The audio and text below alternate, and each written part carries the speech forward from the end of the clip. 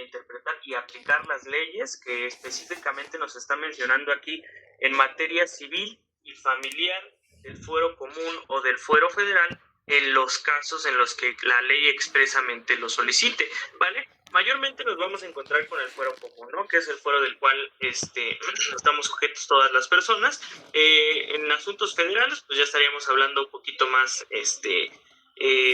elevado en cuestión de derecho, pero pues ahorita estamos en lo que es el tema de manera inicial ya con su fundamento, ¿vale? En este caso, muy importante, de aquí nos vamos a saltar un poquito a las normas de la jurisdicción, ¿vale? Por ahí no sé si sí también pudieron leerlas o solamente leyeron el artículo 1.1. No, bueno, yo en mi caso aquí tengo el inciso que sigue, aparte del ejercicio de jurisdicción, es el inicio de dispositivos e impuestos procesales oficiosos. Y inicia con el artículo 1.2. Así es. Si me permite leer, ¿lo puedo leer? Sí, adelante.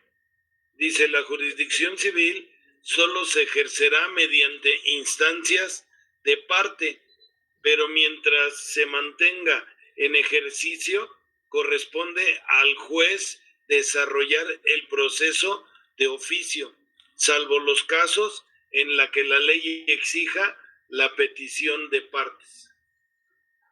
¿Vale? Recuerden, aquí muchas gracias, compañero, recuerden que el derecho se interpreta, ¿vale?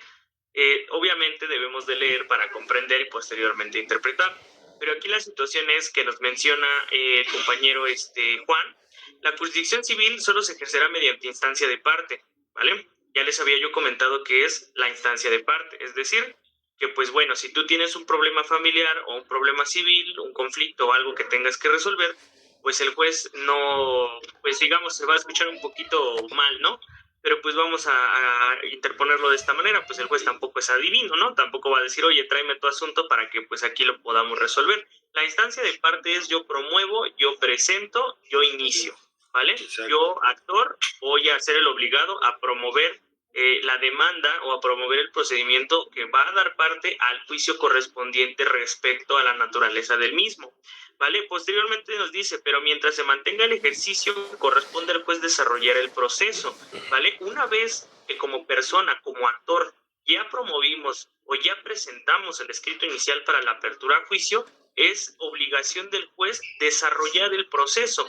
¿En qué consiste desarrollar el proceso? La etapa inicial, la etapa de conciliación. En el caso, por ejemplo, del divorcio, ya vimos que es la etapa de la primera audiencia de aveniencia, la segunda audiencia de aveniencia y posteriormente la disolución del vínculo matrimonial y al finalizar, pues prácticamente la invitación o la orden del término procesal de los 40 días para iniciar con el juicio de pensión alimenticia cuando hay menores de por medio, ¿vale? Ya que no se puede resolver o no se puede llegar a una resolución en ese procedimiento de divorcio. ¿Por qué? Porque no es el proceso, no es el juicio debido y pues dicen por ahí una cosa es una cosa y otra es otra, ¿no? Estamos hablando que es por eso que nos invita el juez al finalizar al término procesal de los 40 días para efecto de que quien estime pertinente promueva el juicio de pensión alimenticia para el beneficio de los menores o del menor que pues prácticamente esté interviniendo en el proceso, ¿vale? Posteriormente dice, salvo los casos que la ley exija la petición de parte, ¿vale? Hay algunos actos procesales dentro de un juicio los cuales no pueden desarrollarse de manera oficiosa, sino a petición de parte. ¿Sí me explico? Hay situaciones o recursos los cuales, por ejemplo,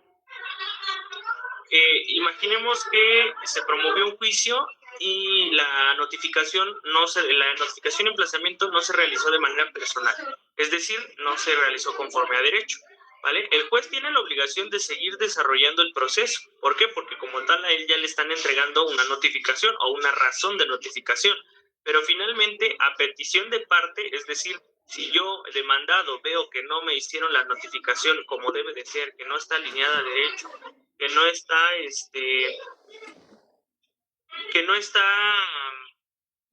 eh, vaya cumplimentando, perdón, es que se me fue un poquito la fluidez porque leí el mensaje que mandaron. Entonces, si no está cumplimentando los elementos correspondientes a Perdón, es que hay alguien que tiene su micrófono prendido y se escucha murmullo.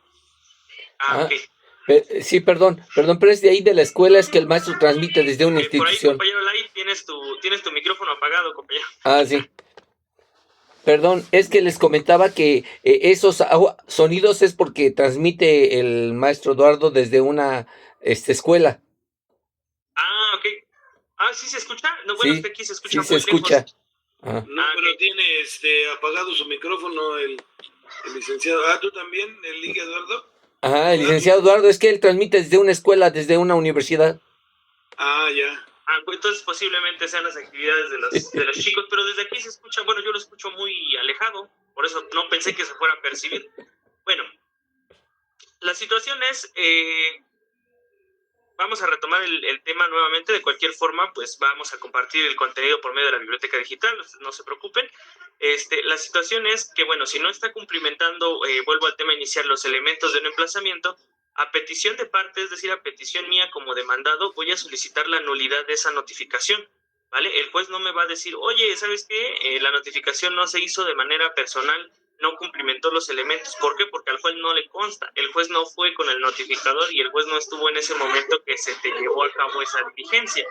Entonces, como a él no le consta, pues eso es un recurso que se promueve a petición de parte. ¿Qué quiere decir? Yo demandado, a petición mía, señor juez, solicito que revise los elementos necesarios para poder dar cumplimiento al emplazamiento de manera personal, y tan es así que vengo a redactar y a interponer el recurso de nulidad de notificación, toda vez que esto, y esto, y como ya lo sabemos, de temas que hemos venido viendo en sesiones pasadas, pues tenemos derecho de prácticamente ir redactando cómo se dieron las cosas para efecto de acreditar lo conducente, ¿vale? Estos son recursos un ejemplo de un recurso que puede ser a petición de parte, ¿vale? ¿Por qué? Porque el juez va a decir, bueno, pues si tú no me lo haces valer, si tú no vienes, si tú no me lo explicas, no me lo expones, pues yo también cómo voy a obtener ese conocimiento para poder frenar algo que tal vez esté obrando en tu perjuicio en el procedimiento o bien en una diligencia que se llevó a cabo, ¿vale? No sé si tengamos dudas hasta aquí con este artículo 1.2 que nos mencionaba el compañero Juan. ¿No? Perfecto. No. Bueno, posteriormente tenemos las normas de la jurisdicción, ¿vale? Y se los voy a leer lo que la letra dice. Las reglas generales sobre subhastación del proceso se regirán en toda actividad judicial con excepción de los casos señalados en las leyes. Solo son renunciables las formalidades que la ley permita, ¿vale?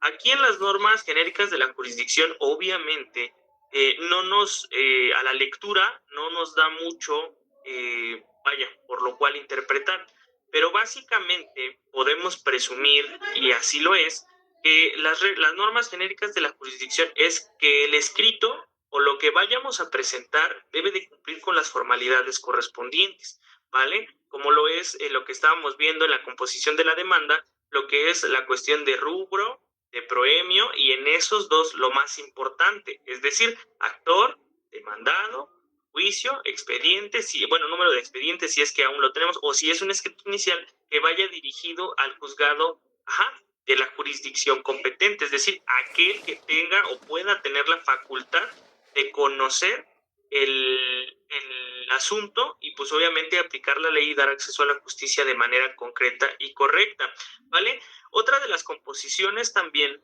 que viene dentro de este título es los órganos jurisdiccionales, ¿vale?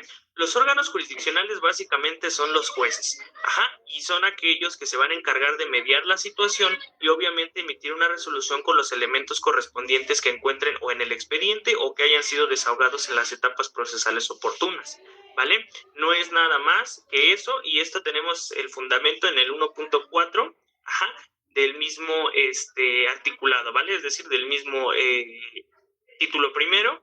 Posteriormente nos habla el 1.5 de la fe pública de los magistrados y de los jueces, ¿vale?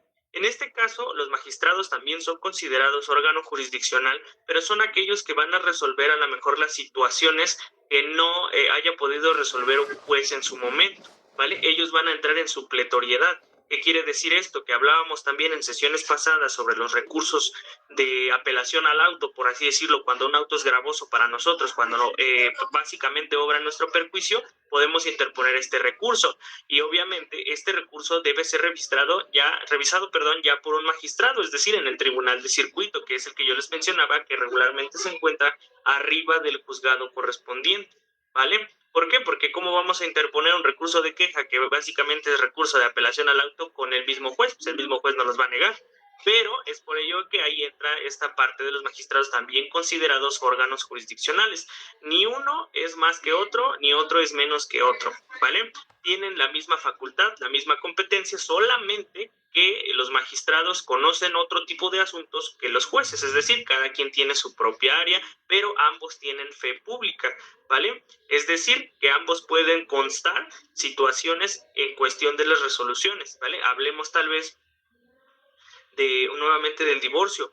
Él hace constar y hace valer con fe pública que le otorga la misma ley la disolución del vínculo matrimonial, ¿vale? No es lo mismo, pues prácticamente que cualquier otro personal de tribunal nos emita este acuerdo, tal vez como el secretario, tal vez como el auxiliar de sala y demás, al mismo juez. ¿Por qué? Porque aquellos tienen algo, carecen de algo que el juez sí tiene, que es la facultad y la fe pública, ¿vale? Es por eso que es el máximo mediador interviniente en la etapa de juicio. Compañero Lai, por ahí está levantando la mano. Sí, una cuestión aquí, en la clase anterior con el maestro Giovanni, estábamos viendo, digamos, me doy cuenta que la clase del maestro Giovanni va enfilada totalmente a la cuestión penal.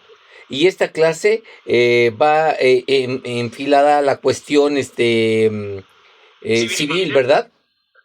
Así es. Ah, ok. Sí, nada más para separar, porque luego el maestro Giovanni nos lo dijo la vez pasada, a veces se confunde, ¿no? La cuestión de lo penal y lo civil, para tener claro eso, porque ahorita, como está manejando mucho lo de los circuitos y lo de los juzgados, por esa razón. Perdón, ¿eh? Sí. No se preocupen, es importante también hacer mención de esto, también yo se los comentaba la sesión pasada. Yo si me permite. Sí. Perdón, el maestro Juan quiere participar, adelante.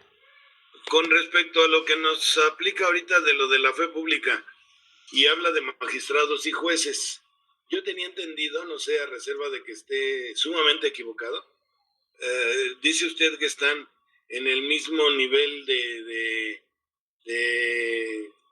situación. Ajá. Pero yo tenía entendido que los magistrados es un organismo en el que puede uno recurrir a la decisión de un juez para que él ratifique o desniegue el laudo que hace un juez. No sé hasta dónde estoy yo de correcto ahí. Ligue Eduardo. Ok, bueno, en este caso volvemos al mismo punto, ¿no? La situación aquí es que en la composición, en la jerarquía de los órganos jurisdiccionales, obviamente se entiende que uno tiene, pues digamos, más nivel que otro, ¿sí me explico? Pero aquí lo que es correcto o lo que debemos diferenciar, por así decirlo, es que uno tiene facultades delimitadas y otro, pues prácticamente tiene otras facultades. No sé si me estoy explicando claramente. Para que les quede un poquito más clara esta situación, es decir, el juez cuenta con jurisdicción, cuenta con competencia, que es lo que vamos a ver un poquito más adelante, para conocer cierta especie de asuntos, ¿vale? De esos asuntos, pues obviamente tiene la obligación de ir desarrollando el proceso como tiene que ser. Ahora bien, si él desarrolla el proceso tal vez de una mala manera, en su pletoriedad ya entran los magistrados, ¿vale? Es decir, como abogados, ¿sabe qué, señor magistrado? Por decirlo de manera coloquial y de manera a lo mejor un poco antiformal, ¿sabe qué, señor magistrado? Mire, el laudo que está emitiendo, como dice el compañero Juan, que está emitiendo el juez segundo familiar del Distrito Judicial de Texcoco, me resulta gravoso, resulta en perjuicio de mi cliente, toda vez que esto, por lo tanto solicito sea revisado el auto de fecha del mismo, que tomo como base el recurso de apelación al auto que fue promovido, y entonces ahora sí, el magistrado se encarga de revisar primeramente el actuar del juez, de revisar también lo que uno presenta como base para esa solicitud, y entonces ahora sí, prácticamente o darle razón a el juez o negarle la petición al mismo solicitante. Entonces aquí la situación, a lo mejor si yo lo expresé mal, no es que sean lo mismo, sino que prácticamente se encuentran dentro de la misma base. En cuestión de jerarquía de las leyes, obviamente entendemos que el magistrado es el que va a entrar en supletoriedad toda vez que el juez no cumplimente bien o no emita el laudo correspondiente, o que por ahí se le haya pasado algo y demás. ¿Esto para qué? Para garantizar el acceso a la justicia pronta y expedita, ¿vale? Y que no haya vulneraciones en cuanto a los derechos o cuanto a las etapas procedimentales. Entonces ahí compartiendo y contestando también a lo que nos comenta el compañero Juan, pues sí, tal vez lo expresé de una manera no tan clara, pero la situación aquí es también que, tomando en consideración lo que nos comenta el compañero Lai, sí debemos de separar esta situación. ¿Por qué? Porque no es lo mismo un juez de circuito o un magistrado en cuestión de materia civil o familiar a uno en cuestión de materia penal. Recuerden que pues existen existen varias áreas, varias ramas del derecho, por lo tanto cada una cuenta con sus propios órganos jurisdiccionales, ¿vale? Obviamente tampoco se los voy a hacer tan extenso. ¿Por qué? Porque nos vamos a confundir y vamos a empezar a meter materias que no debemos de ver en este momento, porque pues como lo comenta el compañero Lai, esto va más apegado, o va, mejor dicho, apegado a la materia civil y a la materia familiar, ¿sale? Y como yo les comentaba en la clase pasada, pues tampoco se me desesperen, así como vayan avanzando en el tiempo, van a ir comprendiendo todo de una mejor manera, ¿vale? Recordemos que esta es la sexta sesión, si no me equivoco, por ahí corríjanme. Es la sexta, sí. Es sí, la sexta todo sesión. Bien, sí, maestro. Es la sexta. Es la sexta, sí, Eli, que es la sexta. De 52, imagínense cuánto les falta. Entonces, sí, no, más que nada, Lick, no debemos de perder de vista que estamos en un curso súper intensivo. Así entonces, es. Siendo breves en explicaciones y en preguntas y respuestas, pues esto es lo que alimenta precisamente el acervo cultural que pues algunos ya tenemos y otros estamos adquiriendo, ¿no? Pero sí, no olvidemos eso de que estamos en un curso intensivo y esto es importante que no lo echemos a la borda. Gracias, Miguel, ¿es cuánto? Claro. Es muy importante, como bien lo comenta el compañero, ¿vale? Entonces, bueno, hasta aquí tenemos alguna duda o alguna pregunta respecto a esto. No. Ya cargó un poquito mi celular y ya lo voy a acomodar. Ahí está. ¿Vale? Bueno, entonces nada más, perdón. Eso es con respecto a la fe. Yo tengo aquí otro punto que dice otras funciones judiciales, y es el artículo 1.6, que la letra dice: los tribunales tendrán intervención de acuerdo con un código en procedimientos no contenciosos. No sé si nos quisiera explicar eso.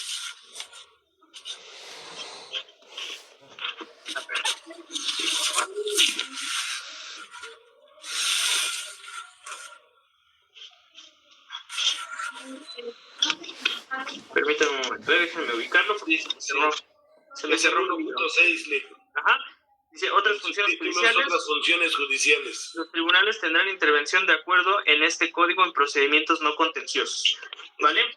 Sí. En este caso también nos habla de la jurisdicción esta parte. ¿Por qué?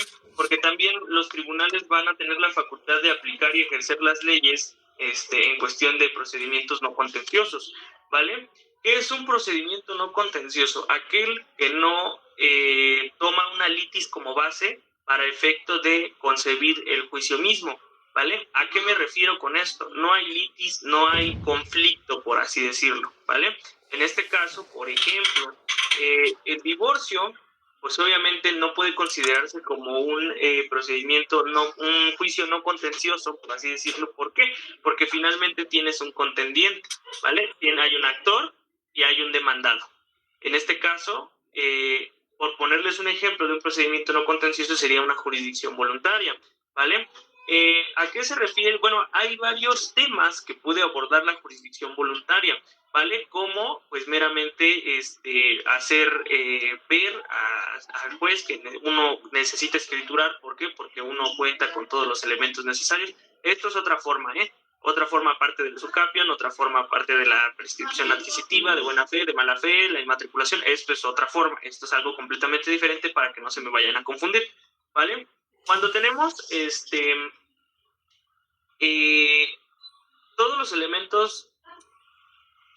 todos los elementos necesarios para poder solicitar la escritura o el reconocimiento de propiedad, por así decirlo, se considera una jurisdicción voluntaria. ¿Por qué? Porque es a petición de parte. En este caso no hay litis. ¿Por qué? Porque no estoy contendiendo con nadie. Yo estoy haciendo una solicitud al tribunal para que a través del ejercicio y aplicación de ley correspondiente se me puede emitir un laudo o se me puede emitir una resolución. Entonces, bueno, otro ejemplo de un juicio o de un procedimiento no contencioso también en base a la jurisdicción voluntaria es, esto pasa mucho, tal vez yo creo que lo han escuchado en algún momento, cuando hay, por ejemplo, personas, y apenas arreglé un asunto yo de esos, por ejemplo, en su fe de bautismo se llaman, no sé, les pongo el ejemplo de esta persona que le llevé este asunto, María Modesta Alvarado Alvarado. Y en su acta de nacimiento dice M.A. Modesta Alvarado Alvarado. Y en su INE dice M. Modesta Alvarado Alvarado. Ya ven cómo en esas tres tenemos una variante. Y también en otros documentos, por ejemplo, como su registro o su carnet del IMSS, también decía M.A. Modesta Alvarado Alvarado. Entonces, bueno, para los sistemas o para las instituciones dicen, bueno, o es uno o es otro, o cómo está la situación. ¿Por qué? Porque aunque el nombre Modesta y los apellidos sean el mismo, prácticamente hay variaciones. Son diferentes personas, sí. De circunstancias, y se considera o se presume que son diferentes personas. Ajá, y aunque los CURPS sean completamente iguales, por así decirlo, o casi iguales, va a cambiar alguna situación por ahí, y la señora tenía 3 CURPS activos, imagínense nada más. Entonces, pues le decían, o sea, ¿cuál eres? ¿O esta, o esta, o esta? Se hizo el procedimiento correspondiente respecto a lo que yo les menciono, la jurisdicción voluntaria, se hace un escrito inicial también, ajá, y en este escrito inicial se especifica y bueno, se deja en claro que es un juicio no contencioso, ¿vale? En donde la señora Modesta Alvarado solicita a su señoría sea reconocida su identidad como eso, como María Modesta Alvarado, no M.A. Modesta Alvarado, no M. Modesta Alvarado, ajá, y con ello, vaya, ¿cuál va a ser el objeto de su demanda, por así decirlo, de su solicitud, de su jurisdicción voluntaria? Que obviamente pueda girar la resolución correspondiente o el laudo correspondiente, donde en se emita como lo hicimos, cumplimentamos todos los requisitos como es acta de nacimiento, exhibimos todo lo que fue las variaciones y demás, y pues bueno, finalmente el laudo, para no hacérselos tan largo, pues consta de varias hojas, y bueno, dice resultando y tomando consideración, y se resuelve, y bla, bla, bla. Ajá, el laudo básicamente lo que nosotros queríamos es se reconoce la identidad de la señora María Modesta Alvarado por así convenir sus intereses y para los fines legales a los que haya lugar, toda vez que a través del presente juicio no contencioso de jurisdicción voluntaria ha acreditado que su persona o su nombre correcto y completo es María Modesta Alvarado. Ahora bien, ¿qué hicimos con esa resolución? Prácticamente ir a registro civil y bueno, tomar como base esta resolución misma que desborda fe pública por haber sido emitida por un juez, y que en base a ese documento se hagan las anotaciones correspondientes y se hagan las correcciones e incorporaciones correspondientes a su acta de nacimiento, misma que deberá ser actualizada, subida a plataforma, y de la cual el CURP que arroje de este nombre, por así decirlo, ese va a ser el único, completo y correcto que la señora va a utilizar de ese momento en adelante para actualizar todos los trámites que tal vez en su momento pudo haber celebrado o pudo haber solicitado, ¿vale? Entonces, bueno, el trabajo de registro civil es notificar directamente al Centro Regional de Registro Civil, que también tenemos uno aquí en Texcoco. Ok, le hace mención, el Centro Regional dice, ok, recibí la información, te autorizo, y entonces el Registro Civil hace lo correspondiente y lo pertinente para efecto de corregir esta acta. Actualmente pues ya la señora tiene su acta corregida, tiene su CUP ya certificado, ratificado y todo, y pues prácticamente todo lo que venía celebrando con anterioridad pues va a tener que actualizarlo, porque de estos casos o de estas situaciones hay muchos en el país. En este caso, la señora no nada más era su nombre, ella vino a buscarme por su nombre, pero en segundo lugar, su verdadera acta de nacimiento decía que era niño. Entonces también hubo que acreditar esta cuestión del sexo, es decir, que era de sexo femenino o que es mujer, pues. Entonces, en base a eso también no tenía anotación de los nombres de sus padres, o sea, ni siquiera se sabía quién eran sus papás y demás, también se acreditó, también se agregaron. Entonces, no nada más fue una situación de corrección de nombre, sino fue corrección de sexo, fue la complementación de los nombres y apellidos de los padres, y pues con ello prácticamente la actualización también. Bueno, eso ya lo tendrá que hacer de manera personal, ¿no? Pero también la actualización de todas las actas de nacimiento de sus demás hijos. ¿Por qué? Porque en todas dice M.A. Modesta Alvarado Alvarado, ¿no? Entonces, bueno, ya eso es algo que tendrán que hacer ellos pues de manera personal, y pues ya es algo para lo que no me necesita, pues, por así decirlo, ya es un trámite que puede hacer cualquier ciudadano. Por ahí, Claro, la sí, compañera María Dolores, adelante. Ya. No Compañera, se oye. ay, ya está. Perdón, Sí, ya. tenía apagado el micrófono. Sí. Muy buenos días a todos.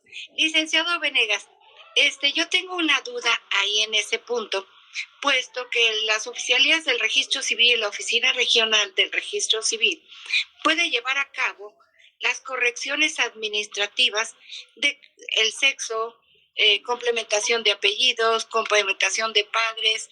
No se requiere que sea por la vía judicial. Ahora, el oficial del registro civil es fedatario público, solamente para los actos que se levantan dentro de su oficialía. O sea, yo les quiero comentar lo siguiente, porque a veces hacen los juicios y el registro civil no puede hacer modificaciones en las actas, para que tengamos en cuenta ese detalle, ¿verdad? Sí, efectivamente es no contencioso. Oiga, Lick, yo tengo una duda. Digamos, la usucapión, información de dominio, esos son no contenciosos. Así es. ¿Y el divorcio administrativo, Lick? El divorcio administrativo, pues prácticamente eso se hace pues por la vía administrativa, básicamente, ¿no? En el registro civil. Ajá, así es. Entonces, como tal, podría considerarse que es un procedimiento pues meramente individual, ¿vale? No podríamos facultarlo como un procedimiento no contencioso. ¿Por qué? Porque como tal no estamos acudiendo a ningún tribunal, sino a una instancia administrativa. Entonces, ellos se van a encargar de gestionar toda la situación para disolver ese vínculo matrimonial, que pues prácticamente ahora voy a relacionar esto con lo que usted nos comentaba, ¿no? Es muy buena la información que nos otorga al servidor y a los compañeros, ¿vale? Esto, pues básicamente no se promovió este juicio de jurisdicción voluntaria porque no se pudiera hacer en registro civil, pero si me permite decirlo y sin ningún afán de hacer quedar mal a las instituciones, pero por lo menos aquí en Texcoco son muy tardados, pero exageradamente muy tardados para resolver esa clase de situación, pero exagerado, yo conozco a personas que lo han llevado por la vía administrativa y llevan 2-3 años esperando su acuerdo de resolución.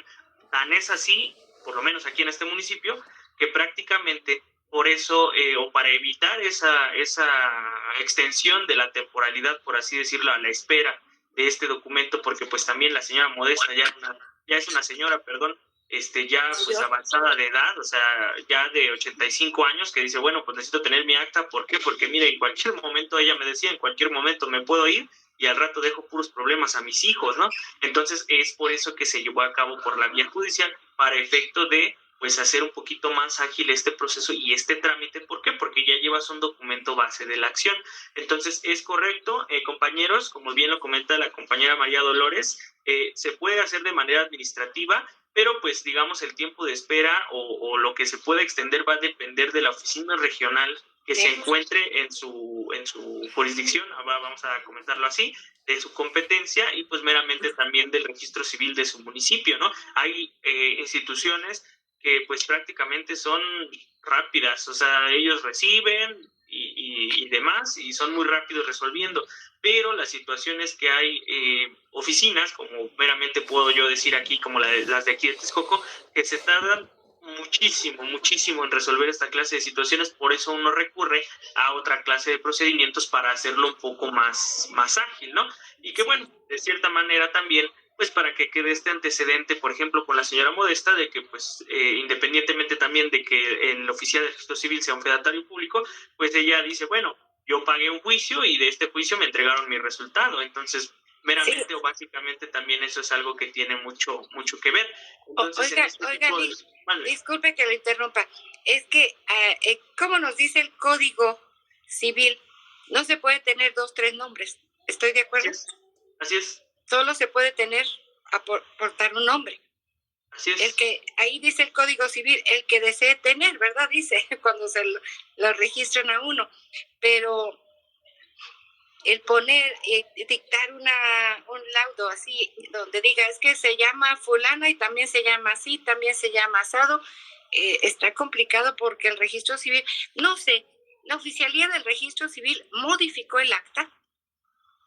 Sí, bueno, es que aquí a lo mejor usted me comprendió mal, por así decirlo, porque no, la señora no tiene más de un nombre, sino como venía ostentando en documentos anteriores varias variaciones en su nombre, ella con la fe de bautismo, que pues obviamente es un documento no tal vez no jurídico, pero sí que se toma como documento base para poder emitir acreditar, el nombre de la persona, ella solicitó por medio de su jurisdicción voluntaria que se reconociera, pues prácticamente por su señoría, que su verdadero nombre completo y correcto era María Modesta Alvarado, ¿vale? Y que todas las otras circunstancias de sus documentos posteriores, como su acta de nacimiento, como las actas de nacimiento de sus hijos, como su carnet de seguro social, como su INE, etcétera, fueron pues meramente situaciones que las mismas instituciones fueron abreviando o que fueron agregando pues de manera individual. ¿Por qué? Porque ahora si tomamos a consideración esta parte en cuestión de los registros, hay veces, y tampoco lo voy a decir pues como por echarle tierra al sistema, pero hay veces que en los registros civiles no hay a veces personas preparadas a cargo de ellos, entonces se les hace fácil, pues se llama María Modesta Alvarado, pues ponle M. Modesta, porque no nos cabe, o porque pues prácticamente se nos acabó la tinta, cualquier razón, y se les hace fácil, pero aquí la situación es que los problemas vienen después, entonces causa de la mecanógrafa. Yo quiero comentarle algo, hay una situación de carácter histórico, porque en las actas, digamos, inclusive de mi época, porque yo soy de 1957, se utilizaba poner el MA o el J. Pedro, ¿no? Pero el J. puede ser José, puede ser Jesús, puede ser Juan. Pueden tener interpretaciones muy ambiguas. Totalmente. Luego se firmaban las personas. Digamos, yo, María Dolores Grijalva de acuerdo al apellido de mi cónyuge, ¿no? Así se acostumbraba, de. Yo nunca lo utilicé para conocimiento, pero todo eso provoca una serie de errores. Pero es histórico actualmente, y desde que se sistematizó el registro civil, ya no se ponen abreviaturas. El mismo sistema no lo permite. Entonces, el D tampoco. Pero ¿qué tal ahora con las actas que se expiden de 32 campos?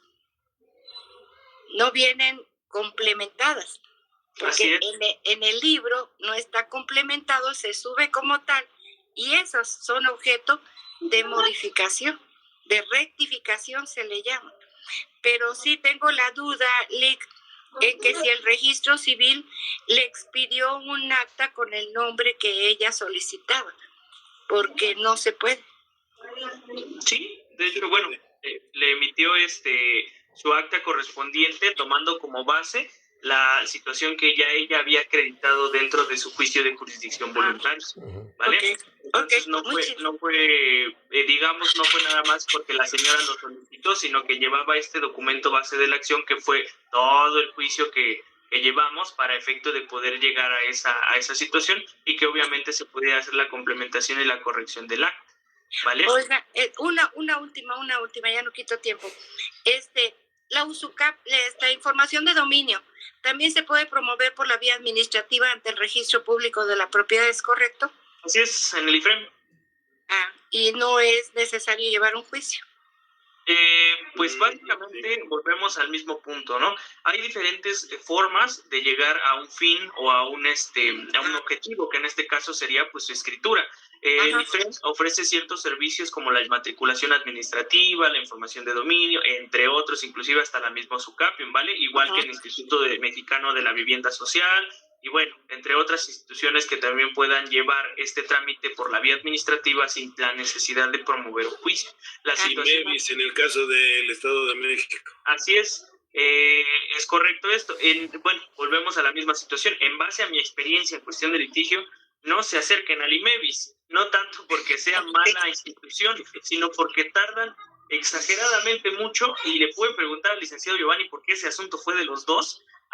Fueron una escrituración, lo promovimos ante el IMEVIS, y una vez que lo promovimos nos dieron contestación y nos dieron pues meramente nuestro listado requisital para efecto de acreditar la propiedad hasta 2 años después. O sea, imagínense, 2 años de estar yendo cada 15 días, cada 8 días, y oiga, ¿qué pasó? Pues es que sigue en proceso, pues es que va en la fila, pues y así te traen.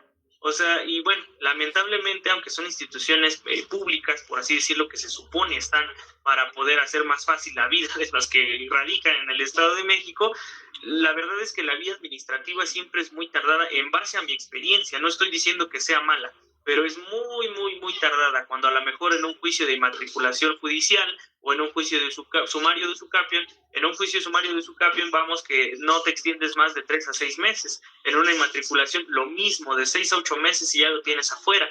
Pero si tú te apegas a las instituciones, pues también te tienes que atener a que, en primer lugar, tampoco eres el único que está promoviendo esta clase de procedimientos, y que obviamente, pues como son servidores públicos, y digo sin agravio a los servidores públicos, pero por lo menos de la naturaleza del ámbito administrativo en estas instituciones, no generalizo, pues prácticamente están pues no a lo mínimo, ¿no? Sino que, bueno, pues si no viene, pues yo tampoco voy a moverle nada, ¿no? Porque no le da interés, porque muchísima negligencia. Así es. Y es lo que sucede en las instituciones, como decía el licenciado Giovanni, la cuestión de las fiscalías, ¿no? Hay que entrarle. Tienen mucho trabajo, tienen muchas denuncias, y yo les voy a comentar, así aquí entre paréntesis, yo trabajé en el anterior de IMEVIS, que se llamó desde Dirección General de la Tenencia de la Tierra en el Estado.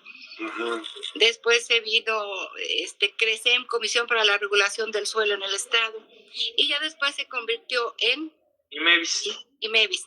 Y yo también fui oficial de registro civil. Se lo digo con conocimiento de causa. Sí, claro. En la cuestión de CRECEM y el IMEVIS, totalmente de acuerdo con usted. Hasta que no haya un evento público, le entregan su escritura. Así es. Es una cosa espantosa, y yo se lo digo por experiencia. Terrible. No vamos tan lejos. Mire, ya para cerrar esta situación, esa escritura ya hasta la entregamos, y el IMEVIS todavía está tramitándola. Maestro. Con eso le digo todo. Sí, perdón, maestro, está la compañera Yolanda esperando para cerrar la sesión de preguntas. Gracias, compañera María Dolores. Sí, adelante, compañera Yolanda. Licenciado, una duda que yo tengo. Se habló ahorita de ese tema, si se llama laudo. Fíjese que, por ejemplo, mi mamá me va a donar una propiedad, pero en su escritura, ella se llama Lázara Mendoza López, pero en su escritura está Lázara Mendoza de López. Entonces yo acudí a una notaría y ya pues supuestamente ya se arregló ese. El D nada más estaba en la escritura y la notaría ya me arregló eso. Que ¿cómo se le llama esto? Escuché que es un laudo, pero parece que el laudo es en varios que tenga varios nombres. En este caso su nombre está bien en todo, únicamente fue la escritura. ¿Cómo se le llama ahí ese proceso? Bueno, pues prácticamente si nada más se lo corrigieron, pues meramente fue una corrección por parte del notario. En este caso, supongo yo que, bueno, a esto le llamamos nosotros en el gremio como errores administrativos, ¿no? Coloquialmente error de dedo, ¿no? Entonces, en este tipo de situaciones, yo creo que usted tuvo que acreditar que el nombre correcto de su mamá, pues era el que nos comenta, para que le quitaran el de López. Entonces, ahí en esa parte, pues fue algo meramente interno de la notaría. Como usted lo hizo ver y lo exhibió directamente con ellos, oye, mira, ¿sabes qué? Tenemos esta situación, y como la notaría, pues obviamente ya había hecho el trámite correspondiente, ya había hecho la redacción correspondiente, y aparte de ello, pues obviamente ya había cobrado el servicio correspondiente, pues se también supone que la investigación, porque la notaría también es un fedatario público. Así es. Sí, bueno, sí, yo le expresé ahí a la persona esta, porque bueno, no es el notario, es sus licenciadas que tienen ahí. Yo le expresé que ese error viene desde que mi mamá compró el terreno. Claro. A la persona que se lo compró le puso así, Lázara Mendoza de López, porque como dice la compañera anterior, antes se acostumbraban que adoptar el apellido del marido, ¿no? Sí, ajá, y aunque de nuestra propiedad. Ajá, aunque mi mamá no era casada, como sí tenía su pareja, pues yo creo que el que le vendió de haber hecho, pues entonces es señora Lázara Mendoza de López, cuando no es Lázara Mendoza López. Su mamá sí se apellida López. Sí, Lázara Mendoza López, nada más, pero él le puso de López. Entonces, por ese error hubo que corregirlo y tuve que ir y pagarle al notario. Exacto. Claro. Pero ¿Todavía le cobró? Corrección, ahí ya no es un laudo.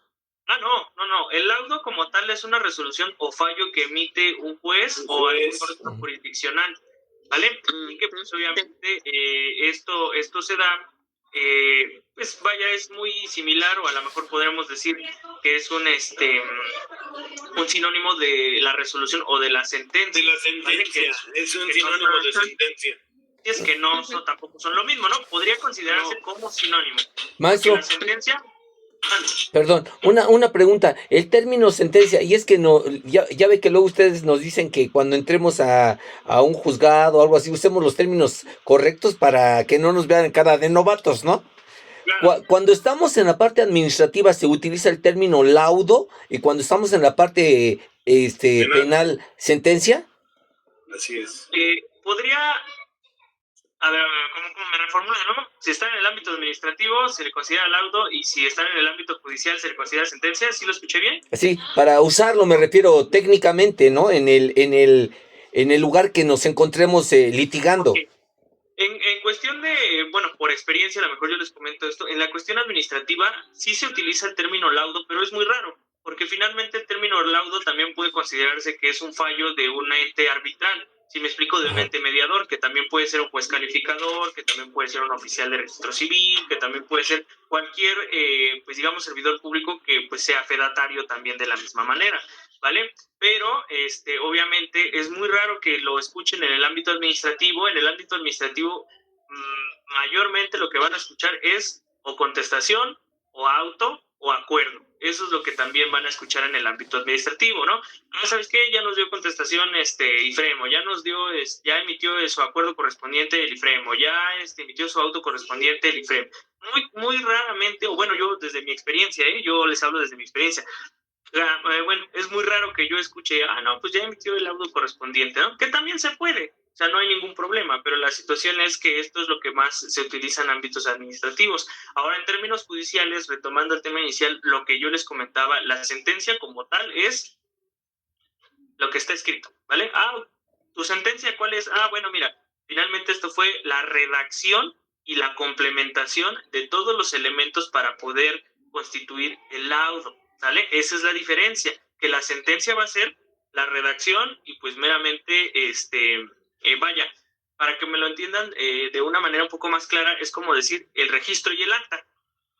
El registro es pues meramente el fallo o el laudo que emite el oficial de registro civil porque le consta, porque da fe de que llevas un niño vivo de tantos meses, que se va a llamar tal, y bueno, tú das tus requisitales correspondientes. Y el acta como tal ya es la materialización de esto que yo les comento, ¿vale? Lo mismo pasa con el laudo y con la sentencia. El laudo es el fallo, si es a favor o si es en contra, ¿vale? Y la sentencia es la definición la redacción, de la palabra la laudo. complementación, así es, de ese laudo, ¿sí me explico? Es decir, uno es dependiente de otro. Si no hay laudo, no hay sentencia. Si no hay sentencia, pues obviamente no hubo laudo en el momento procesal oportuno, ¿vale? Mira, Licky, si me permites, para completar lo que nos estás explicando, conceptualmente quiere decir que en derecho es la decisión o fallo dictado por los árbitros o amigables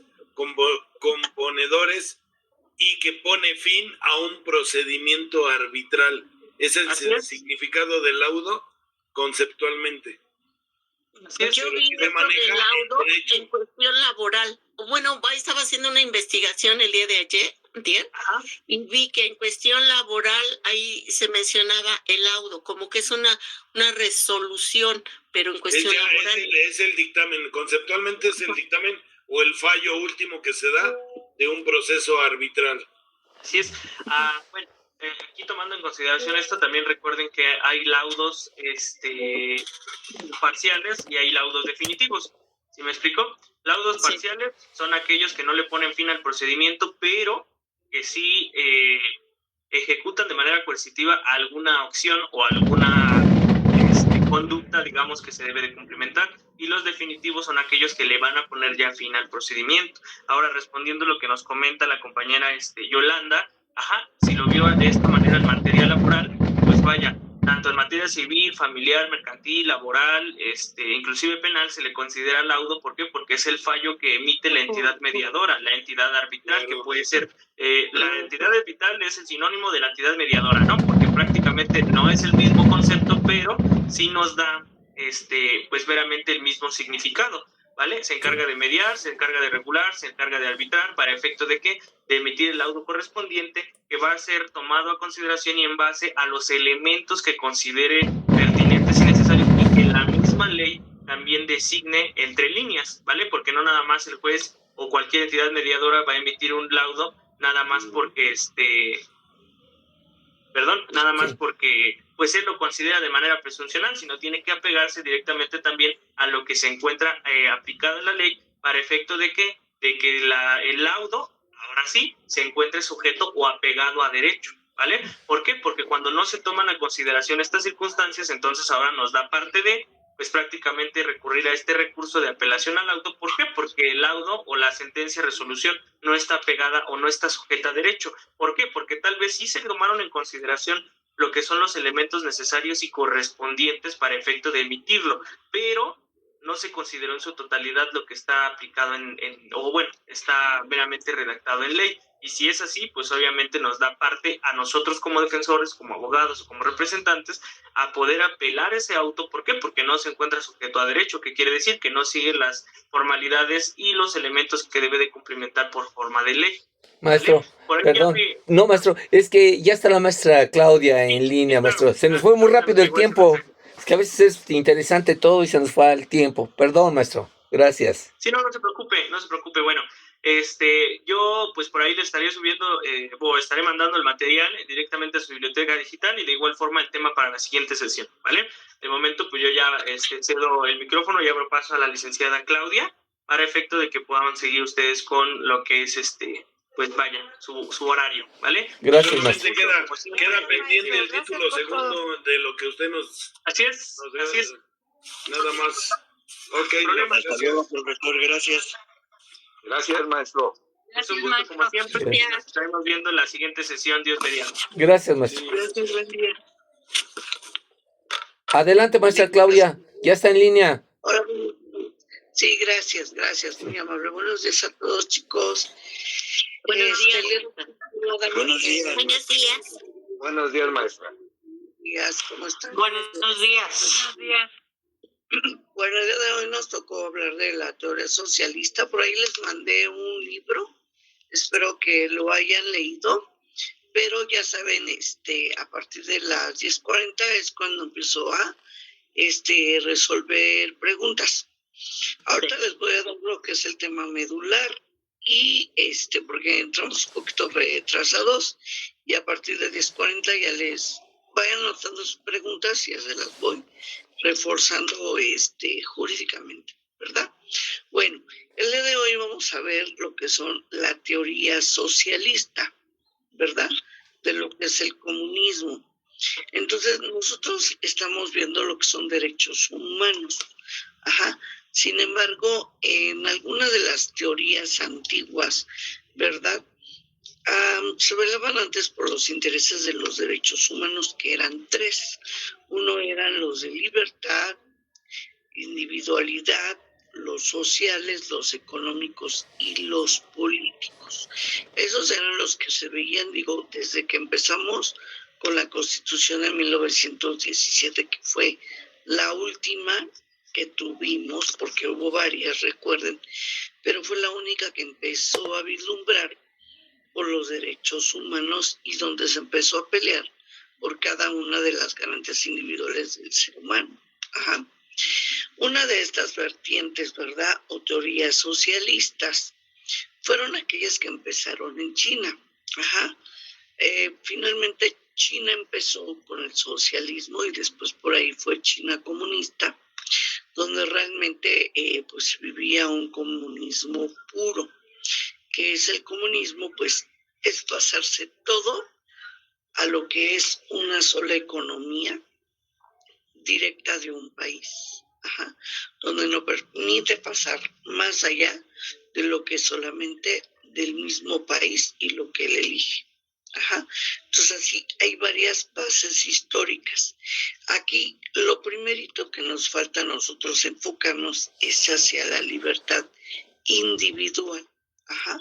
Nosotros al conocer nuestras garantías individuales vemos que de los primeros derechos, ya lo venimos hablando en la clase pasada, que están por generaciones. Ajá, los derechos de primera generación, segunda generación, tercera generación.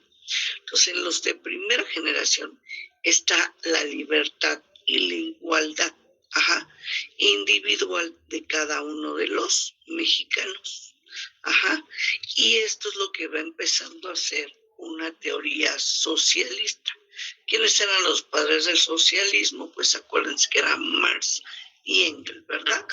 Entonces, Engels y Marx fueron uno de los principales socialistas que empezaron a meter toda una de esas corrientes. Ajá. Pero en aquellos años, digamos hasta cierto punto, pues empezaron a ver que había también sistemas sociales que empezaban a tener con nosotros esa serie como de entre conflictos y entre empatía, porque antes, acuérdense que antes de la globalización, en el 2000, pues no era permitido ni siquiera el que la gente de otros países viniera aquí a invertir siempre y cuando no firmaran un tratado de libre comercio. Ajá. Entre las teorías, ¿verdad?, existen tres. La de libertad, el socialismo y la economía. La economía, ejemplo claro, fue lo que se dio en Cuba, que dependía solamente de un solo país. Este solo país tenía un tipo de hegemonía. Ajá. Y eso estoy hablando de Cuba. Los demás países como España, demás, acuérdense que venían de monarquías, ¿sí? Nosotros, pues, a final de cuentas, cuando nos descubren los españoles, nosotros teníamos igual nuestro propio negocio, pero cuando entran los españoles a México, pues empiezan a saquear, empiezan a llevar y nos empiezan a gobernar. Por eso es que ocurren los movimientos sociales y los de independencia, ¿verdad? Algunos de estos países sociales, pues son aquellos que tuvieron intervención, se empezaron a reunir entre ellos solos, ¿verdad? Lo que era China, lo que era Cuba, lo que era por ahí la URSS, que eran uno de los principales países que usaban su socialismo. Ajá. Sin embargo, estos son los históricos sociales, ¿verdad? Pero económicamente, a la larga, todo lo iniciaron ellos.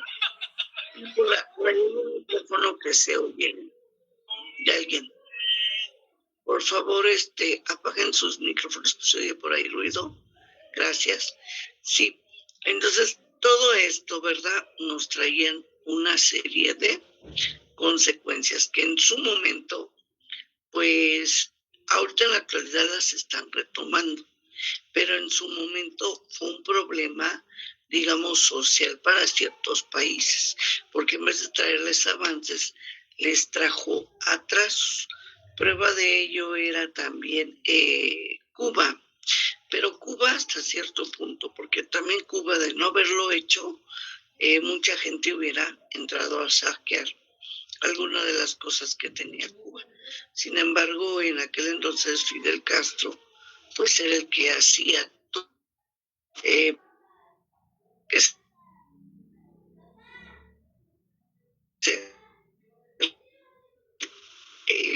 O sea, pasado por Cuba, por los límites y decir, ok, ese es el tipo de jabón que quiero, ese es el tipo de champú que solamente está permitido.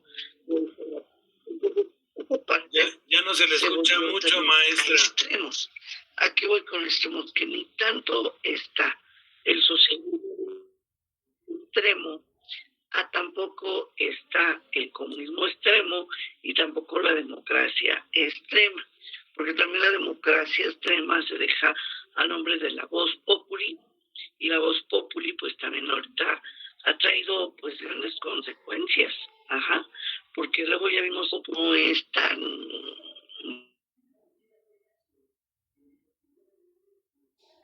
Oye. No se escucha, maestra. Ya se quedó congelada su imagen.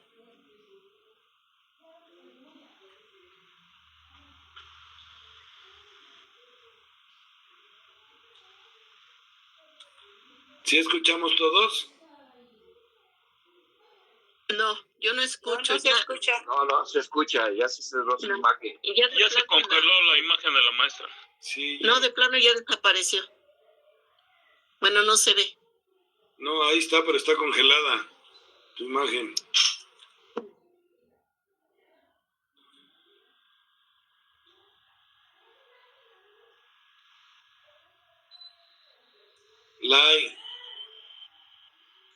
Lalo. Ya no está Lalo. A ver, hay que intentarle por vía teléfono a la maestra.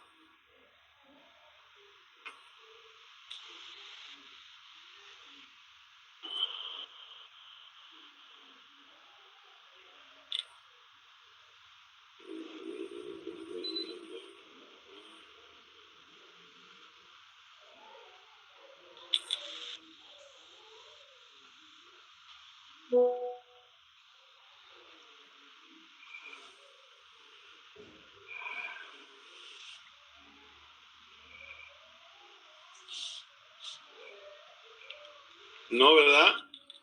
No. Maestro, ¿les puedo hacer una pregunta en el Inter? Le voy a hablar por teléfono a la maestra a ver si me contesta. A los compañeros maestros jubilados, ¿les llegó el apoyo del servidor público en esta quincena? No. No, a nosotros no nos llegan esta quincena. Solamente a los trabajadores servidores públicos. Maestra.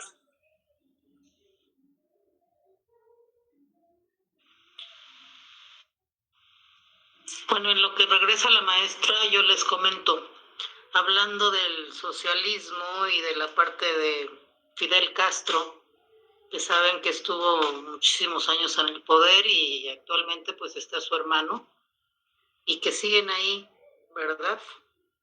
Yo tuve la oportunidad de ir a tomar unos cursos a Cuba en los años 90 y de verdad me causó pues mucha conmoción el ver que ellos tienen un lema muy importante que dice: nosotros comemos para vivir y los mexicanos viven para comer. maestros allá tienen una preparación maravillosa porque todos tienen doctorados, maestrías, todos tienen educación, allá no hay analfabetismo. Los cubanos todos tienen educación. Nosotros como mexicanos no hemos erradicado el analfabetismo porque todavía tenemos cierto número de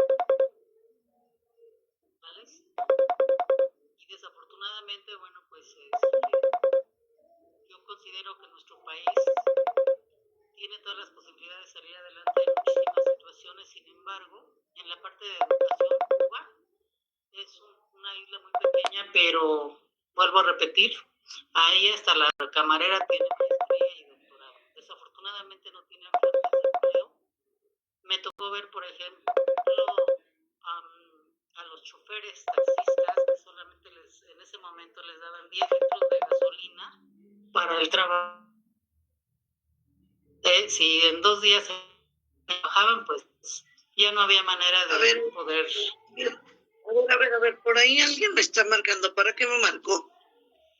Bueno, luego comento, creo que ya está la maestra. Sí, por ahí me pueden, Yo le marqué, maestra Claudia, lo que pasa es de que ni se oía usted y se canceló su imagen, se quedó congelada. Entonces, le marqué para avisarle. Sí, es que ahorita tuve aquí. Sí. Pero ya, lo reconecté. No me están marcando, por favor. Sí, porque creo que eso fue lo que me desconectó. Ajá, por favor. Sí, entonces, es lo que yo les comentaba, ¿no? Hoy en día, ¿verdad? Con este socialismo, pues tenemos ese tipo de situaciones, ¿verdad? Ahorita sí ya les voy a empezar a hacer preguntas. ¿Creen ustedes que en la actualidad el socialismo nos está ayudando en México?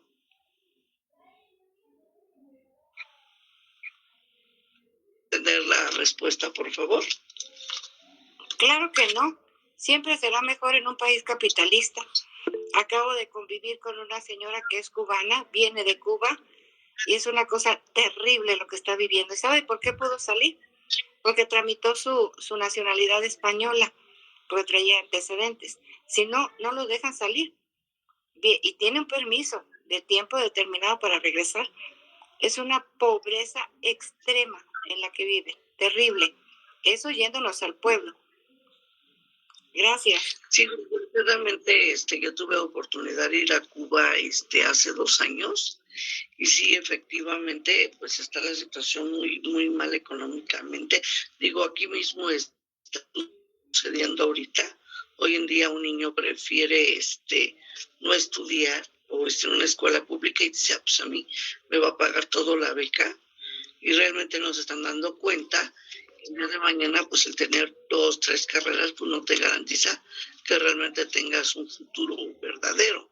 Aquí la situación es de que pues no estamos dando educación financiera y no estamos enseñando desde un principio a invertir y a ser empresarios, ¿verdad? Yo la verdad por ese lado es que tuve bien a ver reconocer lo que es al presidente Bukele, lo que está haciendo con su país, pues que pues, realmente él sí lo está haciendo y lo está logrando. Y en una de esas puede ser nuestro líder, considerando a que él trae buenas políticas públicas. Hasta ahí, por ahí, alguien levantó la mano. Adelante. Realmente retomando un poco lo de Cuba, yo también tuve la oportunidad de ir y les estaba comentando ahorita que se fue su internet, que nosotros como mexicanos tenemos todo para salir adelante. Desafortunadamente, ahorita usted habla de un socialismo aquí en México, pero yo considero que de verdad la situación económica de Cuba tiene que ver muchísimo con toda la situación de bloqueo económico que tiene con Estados Unidos y que con ellos no les llega absolutamente nada que no produzcan dentro de su pequeña isla. Y desafortunadamente, pues sí hay muchísimas carencias en la comida, por ejemplo, pero tienen lo necesario para vivir, para comer, y era lo que les comentaba, el lema que ellos tienen de que nosotros como mexicanos vivimos para comer y ellos comen para vivir. Sin embargo, a mí me sorprende muchísimo que, por ejemplo, hay muchos cubanos que han ido a participar, porque es la única manera de salirse, a partir de que los inviten a otro país a participar, porque de lo contrario no les permiten efectivamente. Estoy totalmente de acuerdo con ustedes. Y yo tuve la experiencia de ver que fuimos a una comida y de verdad ellos no te pueden ofrecer ni siquiera una tacita de café porque no la tienen. Y comen con una desesperación que a mí me sorprendió de tal manera que dije, no, bendito nuestro país, porque aquí estamos mal porque queremos. Tenemos la libertad de trabajar, de salir adelante, de poner un puesto de tamales si es posible, si no tienes empleo, y crecer. Allá no te lo permiten. Esa es la diferencia. Y bueno, pues de verdad yo llegué con una situación de admirarles el hecho de que ellos tienen la posibilidad de estar muy bien preparados en la situación pues académica, y desafortunadamente aquí como mexicanos, lo acaba usted de mencionar, a nuestros niños a veces les cuesta trabajo ir a la escuela, les tienes que estar obligando, les tienes que estar pidiendo por favor que lo hagan. A veces como maestros les exigimos a ver, papás, ¿qué está pasando con los chavos? ¿Por qué no los mandan? Son miles de circunstancias, pero la primera es la parte económica. Sin embargo, las posibilidades están. Ahorita yo considero que sí se les está apoyando. Si los chavos no quieren ir a la escuela es por la flojera, pero sí se están haciendo muchas cosas que puedan aportar cosas positivas al país. Ese es mi punto de vista. Gracias. Sí, alguien por ahí levantó la mano. Yo también, maestra. Yo sí admiro también la capacidad académica que tienen los cubanos, es muy buena. Sin embargo, pues bueno, su nivel de vida o su modo de vida es difícil. Los cubanos que vienen acá a trabajar, bueno, invitados, andan consiguiendo trabajo para poder a escondidas ganar un poco más de dinero. Es difícil la situación. Yo pienso que todas las culturas tienen cosas buenas, pero también tienen deficiencias. Y sin embargo, en nuestro México yo no había visto tanta violencia, tanta persona que está tan iracunda, como que se está elevando a esos niveles de violencia, aunque nos digan que no, yo lo percibe uno en su medio ambiente, ¿no? Y bueno, es complejo el intercambio cultural en la sociedad y en las escuelas también. Yo ya soy jubilada, pero cuando me jubilé, yo decidí jubilarme porque los problemas que se estaban enfrentando eran más graves cada vez. Y yo dije, bueno, es una situación yo trabajaba en Ecatepec, supervisaba escuelas, y no, estuve 9 años en Ecatepec, y me resultaba difícil viajar todos los días. No podía yo respirar, el aire de Ecatepec era un poquito denso, y a mí me afectaba a nivel cerebral. Entonces decidí pues jubilarme porque no podía yo dormir allá. Sí me quedé algunos días en Ecatepec, pero se me hacía difícil. Entonces yo veía la complejidad social y todos los problemas que se vinieron para las escuelas eran más graves. Entonces yo decía, bueno, es que yo ya no puedo con la situación de mi salud y con ver tanta situación problemática. Pienso que esta situación de democracia extrema está desvirtuando ahora sí que las bases de la democracia, y a veces cuando todo se nos da, nos confiamos y ya no luchamos por más. A veces nos dicen que somos aspiracionistas o ambiciosos, ¿no? Pero pues esa es la fuerza interna que nos hace salir adelante. Siempre pues nuestra cultura ha sido de lucha. Entonces cuando nos dan todo, como que nos conformamos y viene el conformismo, y no es bueno para nuestros niños, no es bueno para nuestros adolescentes. ¿Por qué? Porque ya no aspiran a más. Entonces el encuadrarnos en poca ambición, en poca aspiración, es no tener un plan de vida mejor al que tenemos. Y son varias vertientes que se van conjuntando en ese entrecruce cultural que se da en las escuelas y a nivel social. Entonces, tanto el comunismo tenía cosas buenas, pero al extremo es malo, el socialismo también. pero siento que el capitalismo es mejor porque sienta las bases para poder salir adelante, aspirando sí, pero luchando por uno mismo. Es bueno que tengan el apoyo de las personas de la tercera edad. ¿Por qué? Porque son nuestros ancianitos, son las personas que ya dieron todo lo que tenían que dar y los debemos de cuidar, pero darle a desmedidamente a la gente sin que luche por lograrlo, porque antes las becas no eran así, era para los que de verdad se las ganaban, y ahorita esa situación está generando mucho conformismo y también violencia, porque se pierde el respeto ante la autoridad, como se ponen como iguales, y sí somos iguales, pero cada quien tiene una función social que debemos de respetar, y al perderse el respeto viene más violencia y toda la gente a veces cae como en un sistema anárquico, y pues como le gritaron a nuestra presidenta, antes no les gritaban así a nuestros presidentes, y yo pienso que todos nuestros presidentes tienen cosas buenas, pero el peligro de darle todo a la gente y de decirle que pueden hacer muchas cosas y que los de arriba y los de abajo, poner como una situación clasista, es no educar a la gente, no darle las bases para poder aspirar a algo más, sino solamente pelear, gritar, estirar la mano. No hay una situación que siente unas bases de respeto. Al contrario, se está perdiendo eso, y pienso que el socialismo no nos está llevando, o la democracia extrema no nos está llevando a tener una paz en nuestra nación y a tener aspiraciones y progreso. Gracias, maestro. Sí, bueno, aquí también pasa por una mala cultura que tiene el mexicano. De hecho, ayer hablaba esto con los alumnos de prepa y de secundaria, Les decía, miren, es que a final de cuentas, el mexicano tiene dos cosas que están en contra que otros países no tienen. El mexicano tiene dos cosas que son defectos, que es chismoso, y que aparte de ser chismoso tiene la vertiente de que es envidioso. Ajá.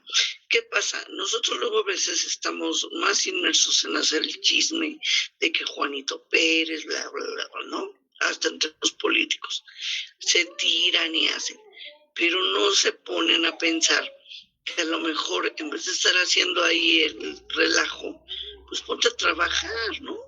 O hay otra cosa, son egoístas y tienden a ser envidiosos. Les decía yo ayer, ¿qué pasa cuando llega una persona y pone una tienda en la esquina? Pues ponen como 5 más en esa misma calle. Y tú te preguntas, dices, bueno, yo sí me he preguntado, cuando salgo a comprar, digo, bueno, ¿por qué hay como 5 tiendas y aquí falta una tortillería, un ejemplo? O hay una tortillería y de repente ponen 5, y digo yo, está bien que tengamos una de competencia para ver quién tiene el menor precio, menor producto económicamente hablando, ¿verdad? Para que haya, digamos que una licitación completa para yo tener a bien elegir que si no me cae bien esta tienda, a lo mejor voy a 5 más, pero ya que de eso en toda la calle pongan y hagan lo mismo, por eso el mexicano no avanza. Esa es una realidad. O sea, el mexicano no avanza por 2 cuestiones, porque es chismoso, es metiche y aparte porque es envidioso. Esa es una regla general.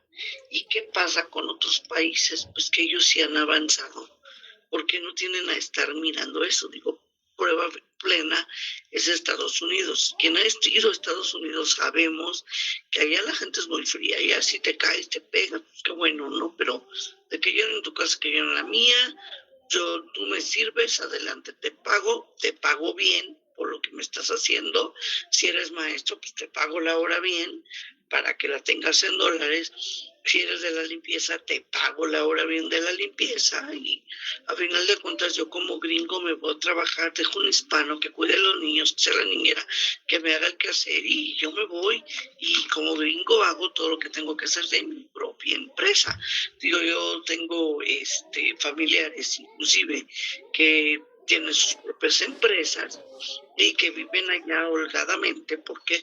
Porque pues, se ponen a hacer sus propias empresas y que realmente ya ni regresan a México, se vuelven hispanohablantes, allá tienen hijos y tienen años allá, de hecho allá ya hasta se murieron algunos, porque pusieron empresas grandes y realmente dicen, yo a México no vuelvo porque nunca me dejaron crecer, ahorita menos, con las leyes que se vienen ahorita tan bonitas, olvídense, Cuba se va a quedar corto, porque hoy en día pueden tener maestría, doctorado, tus hijos licenciatura, hasta 2, 3 carreras, y vamos a estar igual que en Venezuela y Cuba.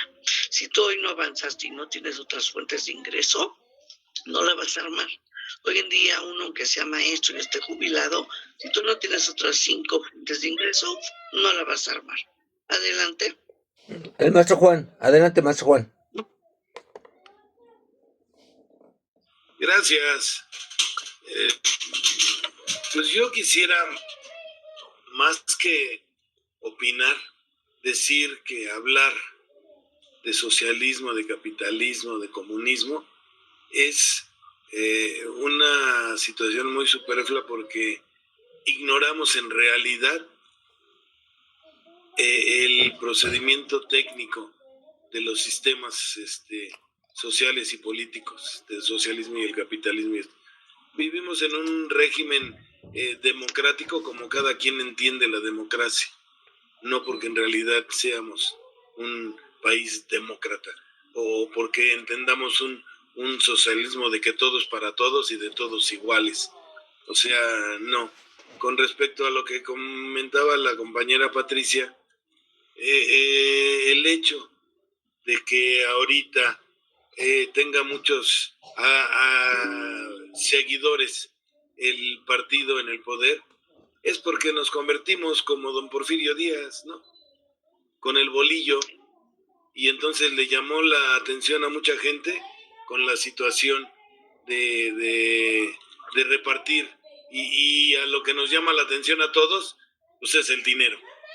Y el repartir dinero inclusive a los ninis, que de todas maneras no dejan de ser ninis, pues está mejor, ¿no? Cuando vemos que nuestros servicios públicos están en la calle, ¿no? Que tenemos camiones de basura concesionados, que tenemos los baches, que la luz pública, a pesar de que cada que pagamos el recibo nos descuentan una cantidad para la luz pública, no la tenemos.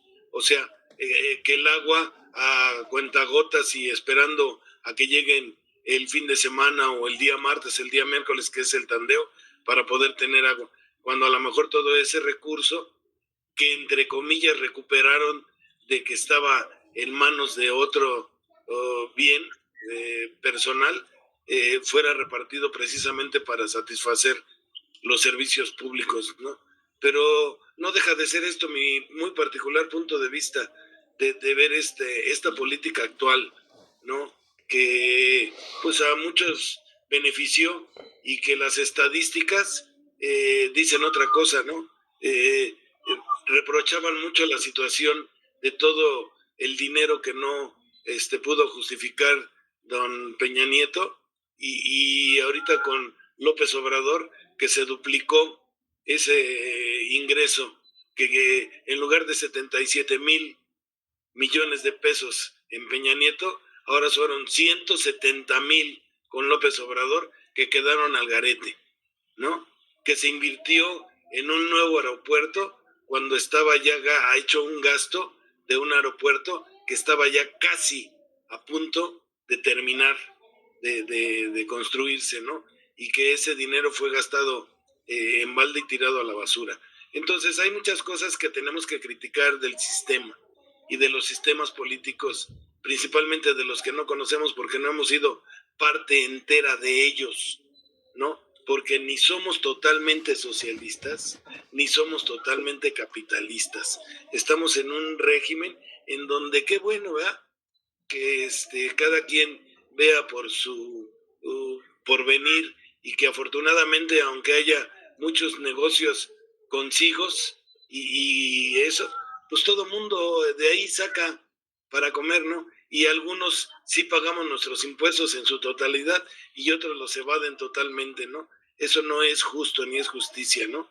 Vemos las calles invadidas que para poder caminar en una banqueta se tiene uno que bajar a la calle para poder tener paso libre, ¿no? Y ahí atentando contra el artículo 14, ¿no? Del el libre tránsito. No tenemos libre tránsito, ¿no? Y esas personas simple y sencillamente se escudan en líderes que apoyan el sistema político actual, ¿no? Tenemos, perdón. Y el líder actual. Y yo los invito, decía la maestra Patricia de Ecatepec, yo toda mi vida he vivido en Ecatepec y no he tenido absolutamente ningún problema de los que ella menciona, ¿no? Mis respetos, ¿no? A ella eso le pasó. A mí no sé, a lo mejor es el lugar de Ecatepec, ¿verdad?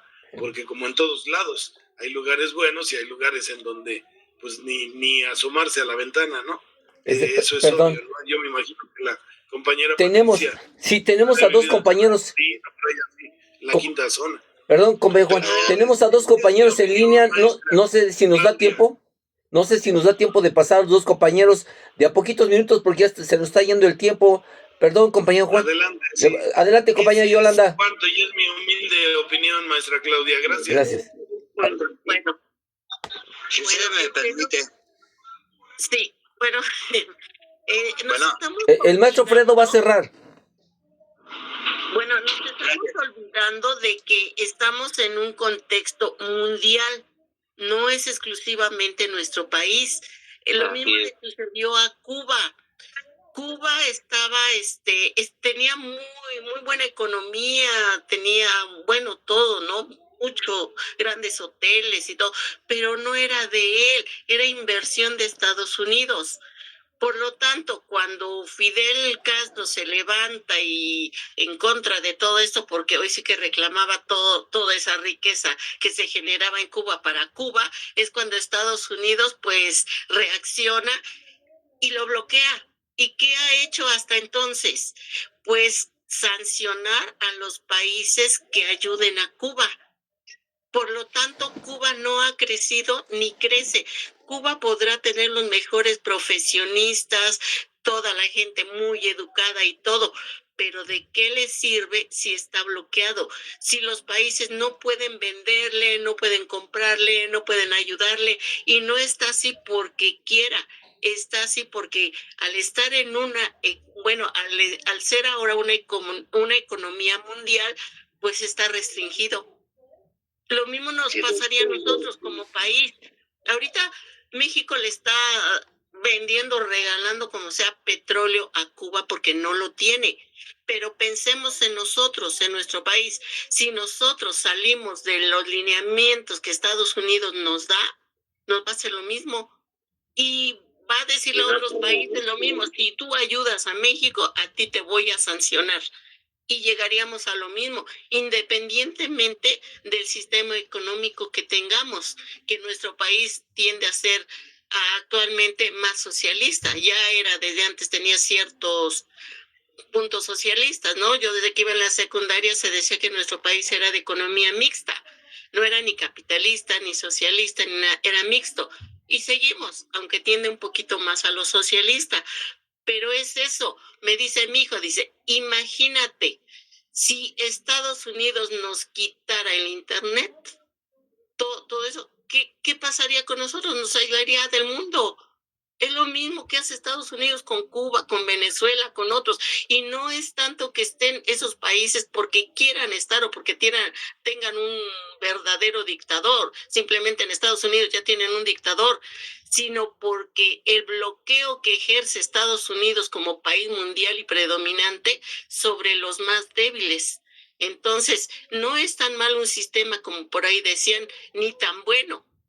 Pero sí, como país y como gobernantes, los gobernantes y los administradores sí deben de jugar muy bien sus cartas hacia dónde van y qué hacer para no ser sancionados. Pues sí, esa es mi aportación. Sí, maestra Claudia, tenemos la última participación del compañero Fredo, ¿sí? Para cerrar. Sí, nada más cerrar con esto. Finalmente, en teoría y por fin de la conclusión de la clase, es de que nosotros como país no podemos funcionar.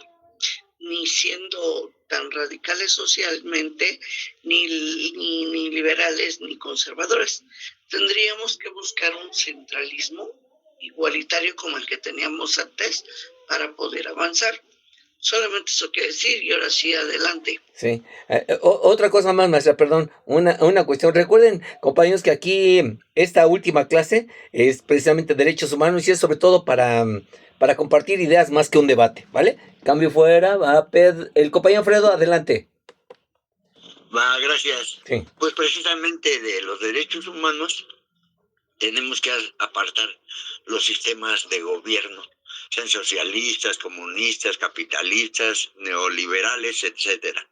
¿Por qué? Porque los derechos humanos, de acuerdo a las convenciones a las cuales pertenecemos, y ese es el tema central de la materia, cómo han sido violentados lo de los inmigrantes, en derechos de salud, derechos de alimentación, en la guerra, cómo a través de toda esta historia han sido violentados esos derechos humanos. Las garantías que ofrece nuestra Constitución son muy buenas, son acordes a una actualidad y no a un sistema político-social. Hablaba la maestra sobre los portadores del comunismo-socialismo, Federico Engels y Carlos Marx. En su teoría marxista nos hablan del cambio del sistema, cómo se va dando poco a poco. Aquí yo quiero incluir que los gobernantes son los que se han encargado de transgredir y tergiversar la aplicación de estos sistemas de gobierno. ¿Por qué? La riqueza tratan de repartirla de forma igual. Los medios de producción están controlados en unos solos cuantos. Los bloqueos, la forma en que Estados Unidos interfiere con otros países, pues no la adecuada. Venezuela, Cuba, Corea del Norte, Vietnam, China, en un momento determinado se perfilan a países comunistas, socialistas, pero ¿hasta dónde han sido violentados esos derechos humanos? Esas garantías de las cuales nosotros gozamos, ¿verdad? Se ha tergiversado. ¿Por qué? Porque les ofrecen exactamente lo que dijeron, educación a los niños, pero no saben canalizar nuestros gobernantes cómo se debe de hacer. ¿Por qué? Porque hay planes educativos que favorecen a unos cuantos. Ya no estoy diciendo de un sistema. Entonces, mero aclaratorio. Y para el compañero Arnoldo. Juan. Sí, es Juan. el ente constitucional. Hace poco refirió del 14, el 14 es de retroactividad. Únicamente es aclaratorio. El libre tránsito se encuentra en el 11º constitucional. Sí, eso es todo. Ok. Gracias. Sí. Maestra Claudia, para que cierre la clase, porque todavía va a entrar el maestro Giovanni. Sí, yo ya termino con ustedes y hasta el momento se queda de tarea que para el próximo sábado o el día que nos toque me investiguen acerca de la democracia y cómo funciona nuestro gobierno. La democracia y cómo funciona en nuestro gobierno. Es cuando y nos vemos. Cuídense mucho. Gracias. Hasta luego, maestra Claudia. Ya está el maestro Giovanni para cerrar las clases. Adelante, maestro. Gracias, maestra. Gracias, maestra Claudia. Gracias. Cuídense.